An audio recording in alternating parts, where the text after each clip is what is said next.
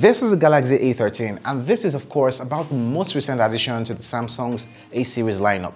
It is competitively priced at about $180 or 95,000 naira here in Nigeria, making it Samsung's cheapest device of the year thus far.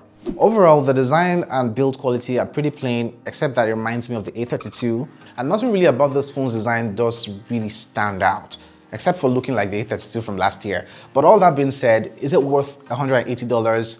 I know you want to find out, And so without taking much of your time, yo guys, let's get started.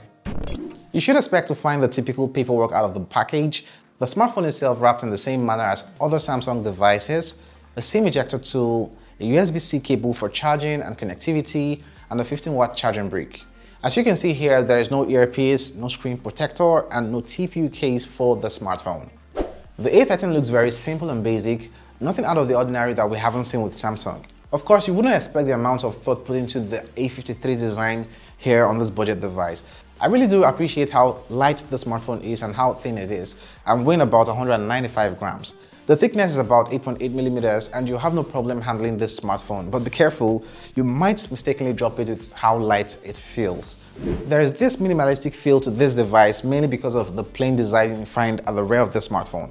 And also, this body is constructed out of plastic and lacks any major cut or feature.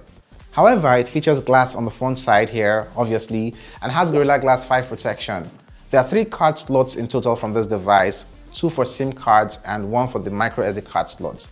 We see 3 cameras at the rear, an additional sensor, and a flashlight at the top left corner of this device. At the bottom of this back, we find the Samsung logo. We see a volume rocker and a conveniently fast power button mounted fingerprint scanner on the right edge. The bottom brings you a USB-C connector, downward firing speaker, and a 3.5mm headphone jack. Now the down firing speaker is also at the bottom side of the smartphone, and the bass doesn't sound that good, but hey, that's what you get for this price point. Overall, it's loud enough, but the quality is meh. Generally, this design feels cheap, and ironically, this device is actually cheap. Moving over to the display, I don't have much to talk about here.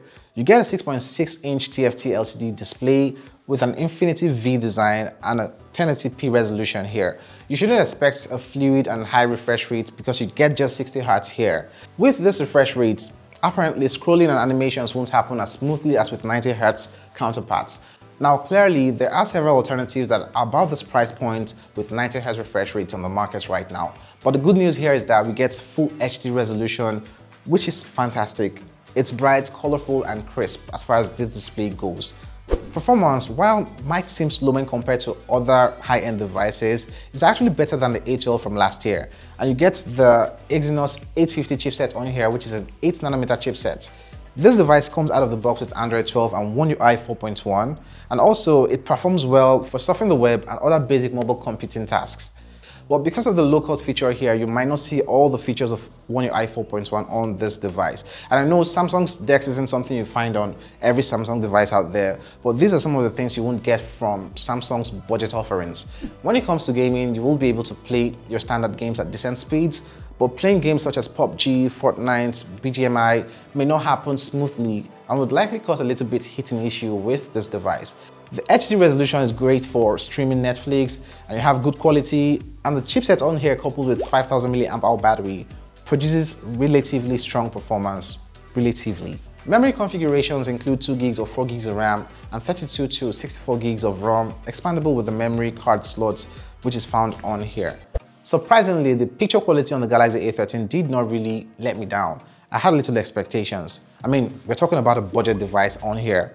Not that the quality is terrific, but it is pretty much decent for its price. At the rear, we have a triple camera setup with a sensor, 50 megapixel, 5 megapixel, and 2 megapixel lenses. On the front side here, we find an 8 megapixel selfie camera. Now, daylight shots with the rear cameras here retain good amounts of detail without burying photographs in noise and other blemishes. Now, the pictures with the camera, the selfie camera on here are just decent and nothing special. In low lit conditions, taking a high quality shot becomes difficult. There's no night mode on here and no optical image stabilization.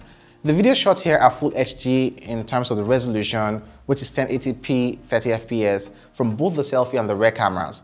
While it has accurate color reproduction and adequate details, it lacks fluidity.